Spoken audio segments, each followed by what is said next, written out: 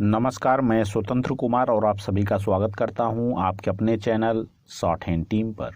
तो दोस्तों, आज के इस वीडियो में दैनिक जागरण के संपादकीय से 456 शब्दों के डिक्टेशन को हम लोग लेने वाले हैं। इसे हम 3 अलग अलग स्पीड में लेंगे। पहली बार में 70 की स्पीड में, दूसरी बार में 80 की स्पीड में, तो तीसरी और आखिरी बार में इसी डिक्टेशन को हम लोग 90 की स्पीड में लेने वाले हैं। अगर आपको इस डिक्टेशन के पीडीएफ की ज़रूरत है तो आप हमारे टेलीग्राम ग्रुप को ज्वाइन कर सकते हैं। ग्रुप का लिंक इसी वीडियो के ठीक नीचे डिस्क्रिप्शन बॉक्स में आपको मिल जाएगा। तो 70 की स्पीड में आपका डिक्टेशन स्टार्ट होगा 5 सेकंड के बाद। तब तक के लिए आप रेडी रहें।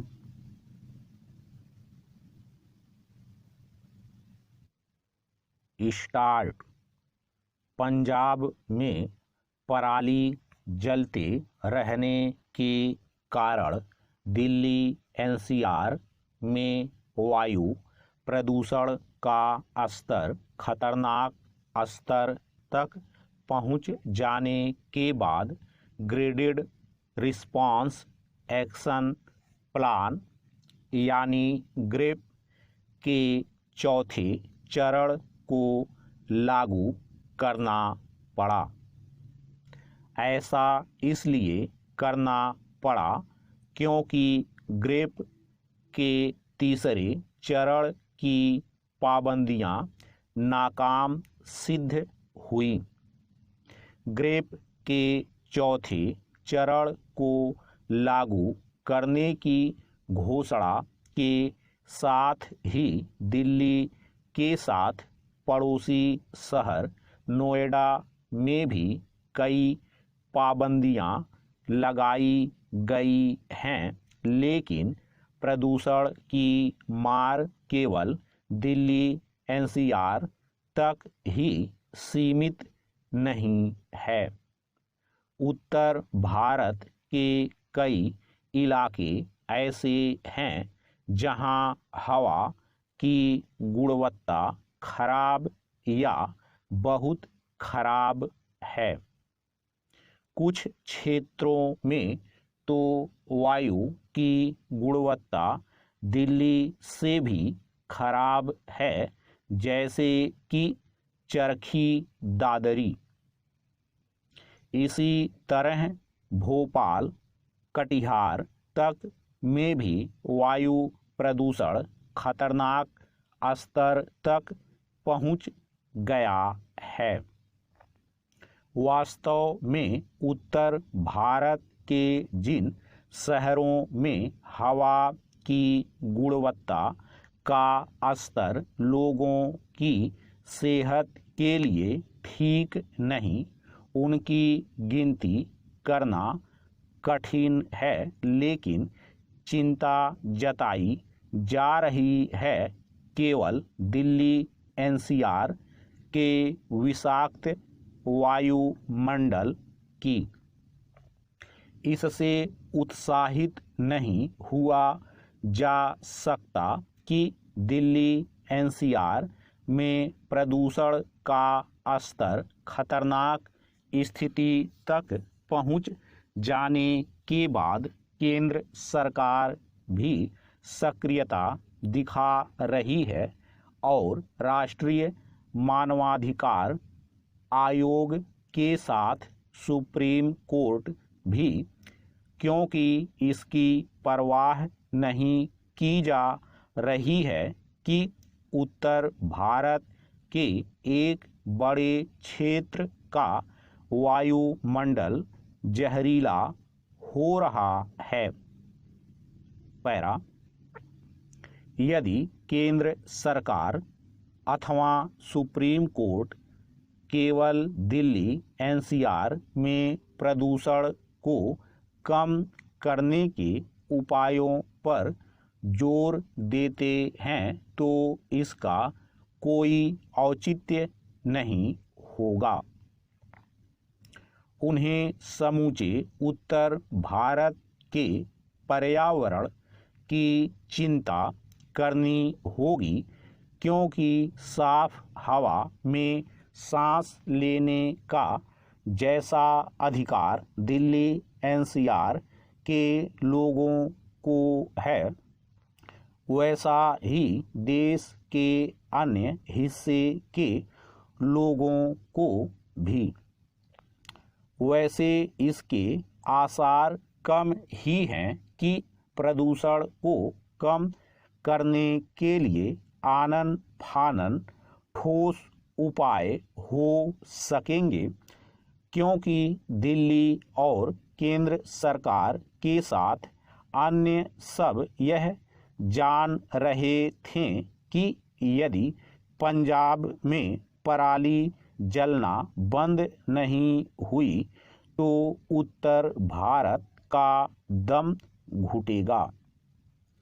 इसके बाद भी समय रहते प्रभावी कदम नहीं उठाए गए। रही सही कसर पंजाब सरकार के ढुलमुल रवैये ने पूरी कर दी। उसने इसके लिए कोई प्रयास नहीं किए कि किसान पराली ना जलाए। समझना कठिन है कि यदि हरियाणा सरकार पराली दहन पर प्रभावी अंकुश लगाने में सफल रही तो पंजाब सरकार ऐसा क्यों नहीं कर सकी। अच्छा हो कि केंद्र सरकार के साथ सुप्रीम कोर्ट यह देखे कि पंजाब सरकार क्यों नाकाम हुई। इसी के साथ उन्हें दिल्ली एनसीआर के साथ उत्तर भारत के पर्यावरण की भी चिंता करनी होगी, क्योंकि दिल्ली ही देश नहीं है। यह प्रतीति नहीं होनी चाहिए कि देश के अलग अलग क्षेत्रों के लोगों के स्वास्थ्य की चिंता करने में भेद किया जा रहा है। स्टॉप। दोस्तों, इसी डिक्टेशन को दूसरी बार में हम लोग 80 की स्पीड में लेंगे और आपका समय स्टार्ट होगा 5 सेकंड के बाद। तब तक के लिए आप रेडी रहें।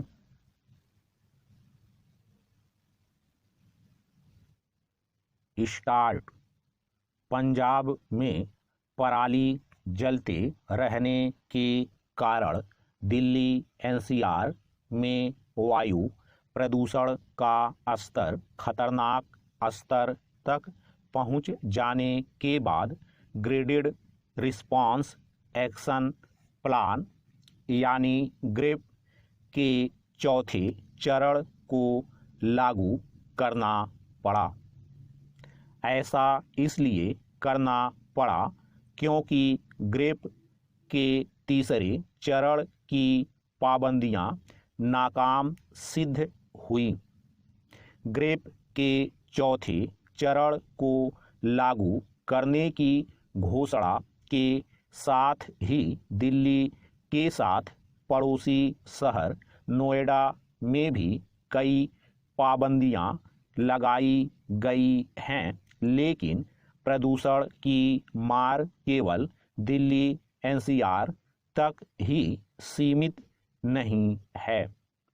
उत्तर भारत के कई इलाके ऐसे हैं जहां हवा की गुणवत्ता खराब या बहुत खराब है। कुछ क्षेत्रों में तो वायु की गुणवत्ता दिल्ली से भी खराब है, जैसे कि चरखी दादरी। इसी तरह भोपाल कटिहार तक में भी वायु प्रदूषण खतरनाक स्तर तक पहुंच गया है। वास्तव में उत्तर भारत के जिन शहरों में हवा की गुणवत्ता का स्तर लोगों की सेहत के लिए ठीक नहीं, उनकी गिनती करना कठिन है, लेकिन चिंता जताई जा रही है केवल दिल्ली एनसीआर के विषाक्त वायुमंडल की। इससे उत्साहित नहीं हुआ जा सकता कि दिल्ली एनसीआर में प्रदूषण का स्तर खतरनाक स्थिति तक पहुंच जाने के बाद केंद्र सरकार भी सक्रियता दिखा रही है और राष्ट्रीय मानवाधिकार आयोग के साथ सुप्रीम कोर्ट भी, क्योंकि इसकी परवाह नहीं की जा रही है कि उत्तर भारत के एक बड़े क्षेत्र का वायुमंडल जहरीला हो रहा है। पैरा, यदि केंद्र सरकार अथवा सुप्रीम कोर्ट केवल दिल्ली एनसीआर में प्रदूषण को कम करने के उपायों पर जोर देते हैं तो इसका कोई औचित्य नहीं होगा। उन्हें समूचे उत्तर भारत के पर्यावरण की चिंता करनी होगी, क्योंकि साफ हवा में सांस लेने का जैसा अधिकार दिल्ली एनसीआर के लोगों को है, वैसा ही देश के अन्य हिस्से के लोगों को भी।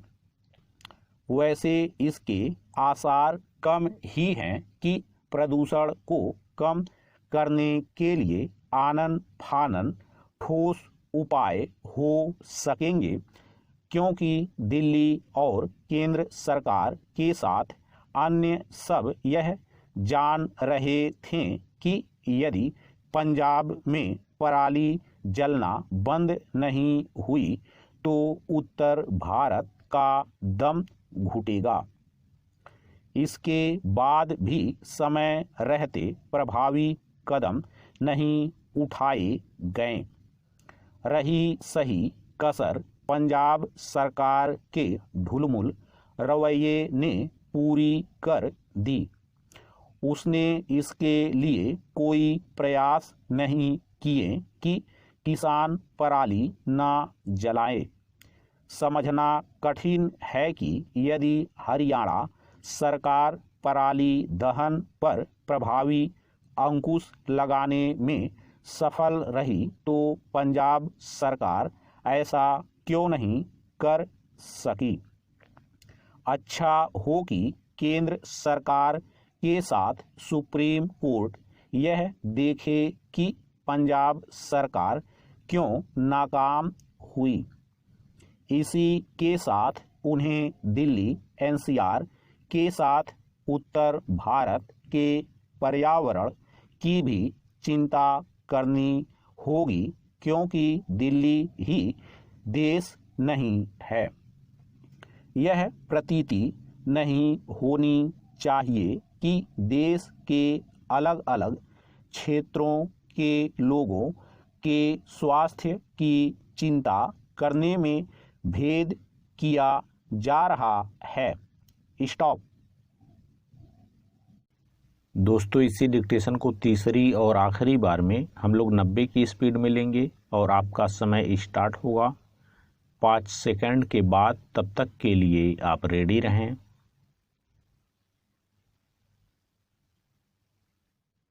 स्टार्ट।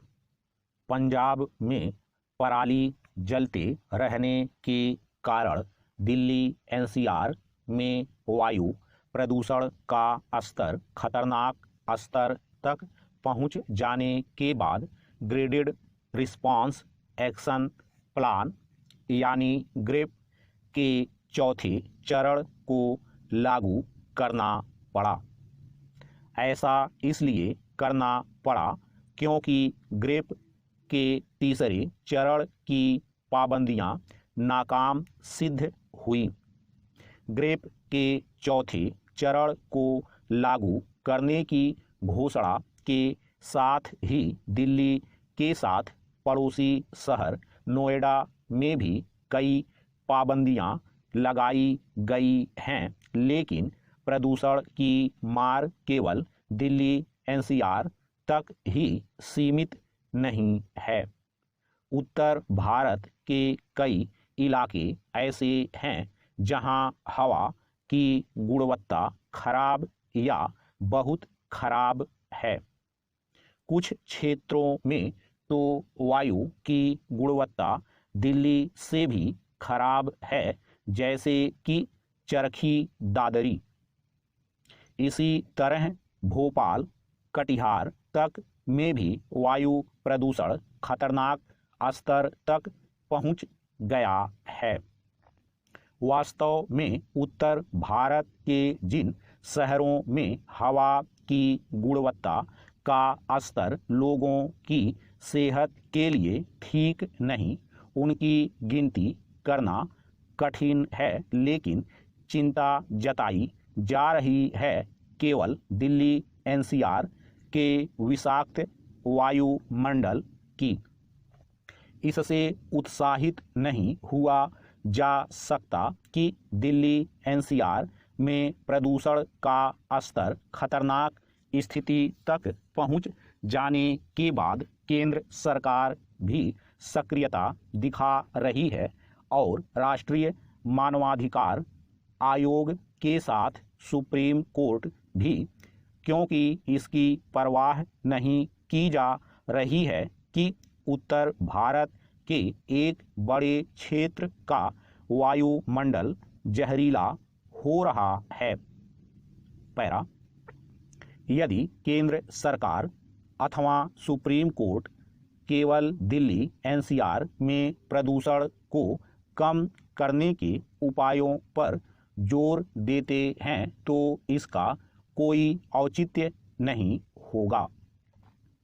उन्हें समूचे उत्तर भारत के पर्यावरण की चिंता करनी होगी, क्योंकि साफ हवा में सांस लेने का जैसा अधिकार दिल्ली एनसीआर के लोगों को है, वैसा ही देश के अन्य हिस्से के लोगों को भी।